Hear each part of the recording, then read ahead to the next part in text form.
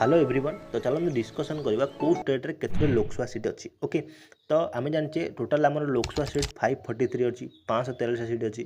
तो जो दल 543 50% माने एबव आनिला तो से दल आमर सरकार गठन करे भारत में। ओके, तो तो से जो 543 सीट मध्य कौ स्टेट रे मैक्सिमम सीट अच्छी से डिस्कसन करवा। ओके, देखा सब अधिक मैक्सिमम सीट कौटी अच्छी आमर उत्तर प्रदेश अच्छी 80 सीट नहीं बसी। ओके, देखा तापर नेक्स्ट हूँ महाराष्ट्र जोटा कि 48 सीट्स अच्छी। तापर आम देखा वेस्ट बेंगल जोटि कि 42 सीट्स नहीं अच्छी। ओके, तापर फोर्थ नंबर आम बिहार जोटि कि 40 सीट्स अच्छी। तापर आमर आसो कौन तमिलनाडु 39 सीट्स अच्छी। तो यही जो 5टा स्टेट अच्छी मेजर स्टेट। जब पचारे आप ओडिशा रे केतटा सीट अच्छी, ओडिशा टोटाल 21टा सीट अच्छी। तो टोटाल सब स्टेट्र आम लोकसभा स्टेट आपको चार्ट दि जाइए, आपड़ देखिए जानीपर कौ स्टेट केते अच्छी। आशा करुँची भिडियोटा आपको भल लगी। जदि वीडियो भल लगे तो सपोर्ट करेंगे। Thank you. जय जगन्नाथ।